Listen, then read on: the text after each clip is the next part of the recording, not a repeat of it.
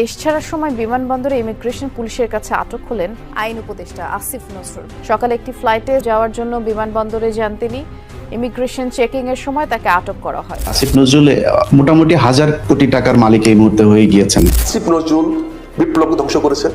5ই আগস্টের বিপ্লব, জুলাই বিপ্লবকে ধ্বংস করার জন্য যদি একজন ব্যক্তিকে দায়ী করেন সেটা হচ্ছে আসিফ নজরুল। 2024 সালের 5 আগস্ট পরবর্তী সময়ে ন্যায় বিচার প্রতিষ্ঠার প্রতিশ্রুতি দিয়ে ক্ষমতায় আসা অন্তর্বর্তী সরকারের আইন উপদেষ্টা ডক্টর আসিফ নজরুল এবং তার ঘনিষ্ঠ সহযোগীদের ঘিরে সাম্প্রতি কিছু চাঞ্চল্যকর তথ্য সামনে এসেছে।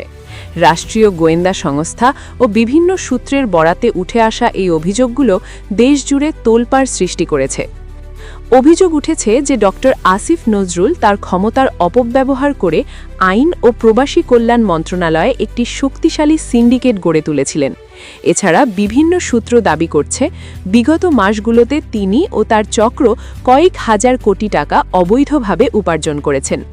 মন্ত্রণালয়ের গুরুত্বপূর্ণ পদায়ন এবং দাগী আসামিদের অব্যাহতি দেওয়ার বিনিময়ে বিপুল অর্থ লেনদেনের অভিযোগ রয়েছে। অর্থ পাচারের মূল কারিগর ও পারিবারিক সংশ্লিষ্টতা এই অভিযোগের তীর সবচেয়ে বেশি ডক্টর আসিফ নজরুলের স্ত্রী শীলা আহমেদের দিকে। অনুসন্ধানী প্রতিবেদনে দাবি করা হচ্ছে শীলা আহমেদই ছিলেন এই আর্থিক সিন্ডিকেটের নেপথ্য কারিগর। লুটপাটকৃত অর্থ বিদেশে পাচারের প্রক্রিয়ায় তার সক্রিয় ভূমিকার কথা উল্লেখ করা হয়েছে। উপদেষ্টার স্ত্রী ও শাশুড়ির নামে বিপুল পরিমাণ স্থাবর অস্থাবর সম্পদ অর্জনের তথ্য পাওয়া গেছে। এছাড়া রাষ্ট্রবিরোধী কর্মকাণ্ড ও ইতিহাস বিকৃতি। শুধুমাত্র আর্থিক দুর্নীতিই নয়, এই চক্রের বিরুদ্ধে আরও কিছু স্পর্শকাতর অভিযোগ আনা হয়েছে।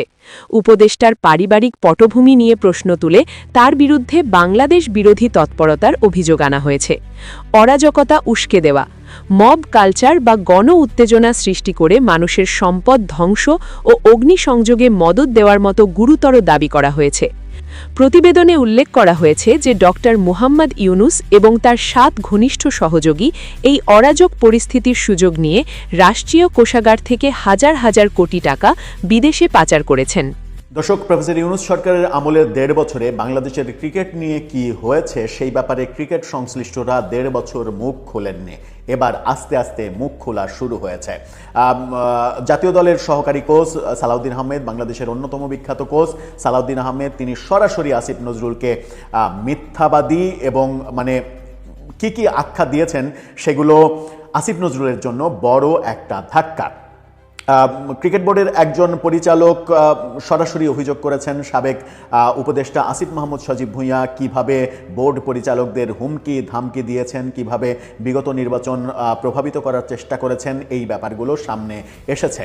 সালাউদ্দিন আহমেদ যখন আসিফ নজরুলকে সরাসরি মিথ্যাবাদী বলছেন এবং আসিফ নজরুলের সিদ্ধান্তের কারণে কয়েকজন ক্রিকেটার মানসিকভাবে কোমায় চলে গিয়েছিলেন, এই ভয়াবহ তথ্য দিচ্ছেন, তখন একজন ক্রিকেটারও মুখ খুলেছেন, সাইফ হাসান।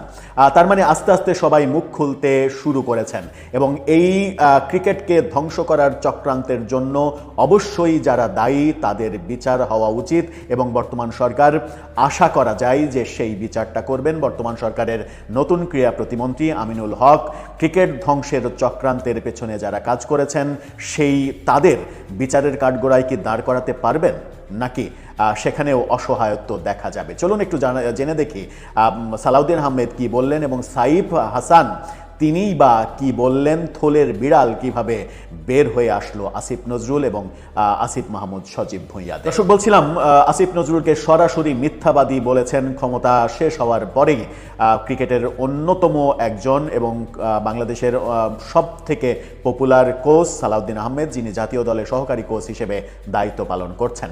গণমাধ্যম তাকে এবং সাইফ হাসানকে নিয়ে খবর করেছে। গণমাধ্যমে সালাউদ্দিন আহমেদের ওই বক্তব্য 71 টেলিভিশনে প্রকাশিত হওয়ার পর থেকে চতুর্দিকে চাঞ্চল্যের সৃষ্টি শুরু হয়েছে।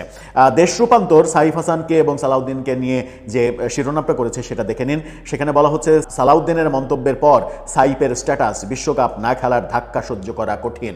অর্থাৎ বিশ্বকাপ না খেলতে যে বাধ্য করেছে আসিফ নজরুল, সেই ধাক্কা সামলানো কঠিন। এবং সালাউদ্দিন আহমেদ যে কয়েকজন ক্রিকেটার কোমায় চলে গিয়েছিলেন মানসিকভাবে, তাদেরকে মাঠে ফিরিয়ে আনাটা অনেক বেশি টাফ ছিল, সেটা বলেছিলেন। কোনো ক্রিকেটারের নাম উচ্চারণ করেননি। সাইফ হাসান ফেসবুক স্ট্যাটাসের মাধ্যমে সেটা ইনডাইরেক্টলি প্রকাশ করে দিলেন যে সেই তালিকায় সাইফ হাসান ছিলেন। কি বলছে দেশ রূপান্তর? তারা বলছে যে আসিফ নজরুল মিথ্যা বক্তব্য দিয়েছেন। সালাউদ্দিনের মতে আসিফ নজরুল প্রথমে জানিয়েছেন 2026 টি20 বিশ্বকাপ বয়কটের সিদ্ধান্ত সরকার নিয়েছে, পরে বলেছেন খেলোয়াড় এবং ক্রিকেট বোর্ড নিয়েছেন।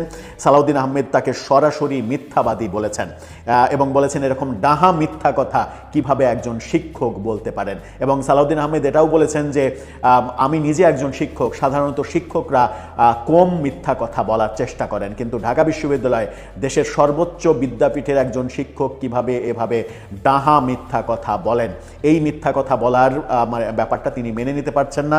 এবং তিনি বলছেন যে তার এই মিথ্যা কথা বলা এবং সরকারের এই সিদ্ধান্তের জন্য ক্রিকেটাররা, বেশ কয়েকজন ক্রিকেটাররা যারা বিশ্বকাপ বঞ্চিত হয়েছে, যাদের স্বপ্ন ধূলিসাৎ হয়ে গেছে, তারা কোমায় চলে গিয়েছিল, তাদেরকে যে আবার মাঠে ফিরিয়ে আনা গেছে, বিপিএলে যে তারা আবার মাঠে ফিরেছেন, এই ফিরিয়ে আনা যে গেছে এটাই সর্বোচ্চ একটা পাওয়া। এই যে কোমায় চলে যাওয়ার কথা তিনি বলছেন, তিনি কারো নাম উচ্চারণ করেননি, কিন্তু সাইফ হাসান ফেসবুকে স্ট্যাটাস দিয়ে বুঝিয়ে দিয়েছেন যে কোমায় যাওয়া ক্রিকেটারদের তিনি একজন। সাইফ হাসানের ফেসবুক স্ট্যাটাসটা দেখে নিন। সেই স্ট্যাটাসে ইংরেজিতে স্ট্যাটাস লিখেছেন তিনি। যদি ইংরেজি স্ট্যাটাসের আমরা বাংলা করি তাহলে যেটা দাঁড়ায় সেটা হচ্ছে যে সকল প্রশংসা আল্লাহর, আল্লাহ মেহেরবান, আলহামদুলিল্লাহ। বিশ্বকাপ না খেলার দুঃখ থেকে বেরিয়ে আসা সহজ ছিল না, কারণ এটি ছিল আমার প্রথম বিশ্বকাপ। অনেক পরিশ্রম এবং ত্যাগের মাধ্যমে জীবনের স্বপ্ন। আমি নিশ্চিত যে আল্লাহ সবার জন্য আরও ভালো কিছু পরিকল্পনা করেছেন, কারণ তিনি সর্বশ্রেষ্ঠ।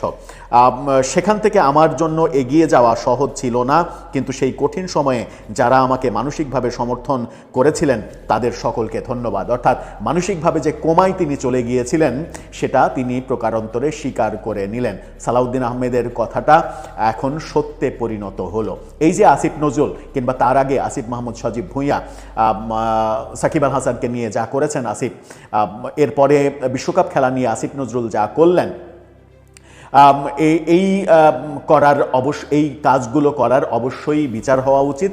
কারণ আপনি যদি ফ্যাসিস্ট উপাধি দিয়ে শেখ হাসিনা সরকারের বিচার করতে চান, তাহলে আপনাকে প্রথম প্রতিষ্ঠিত করতে হবে দেশে বিচারের সংস্কৃতি, এবং সেই বিচারটা সবার জন্য সমানভাবে প্রয়োগ করতে হবে।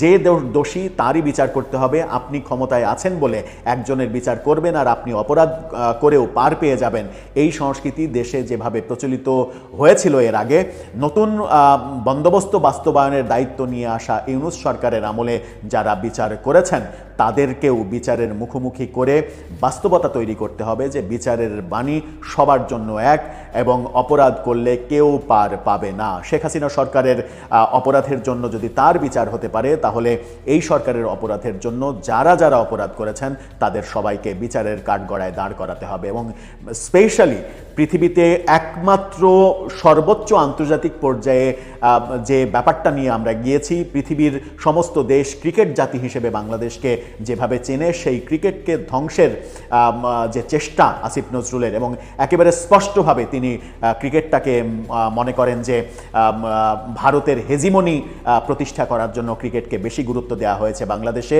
যে লোক, যে শিক্ষক এই কথা বলতে পারেন, তার চাইতে বড় ক্রিকেট মূর্খ আর বাংলাদেশে কেউ থাকতে পারে না। সুতরাং এই ক্রিকেট মূর্খদের অবশ্যই কাঠগড়ায় দাঁড় করানো এখন ফরজ হয়ে দাঁড়িয়েছে। দর্শক, আপনার মতামত জানিয়ে লিখতে পারেন আমাদের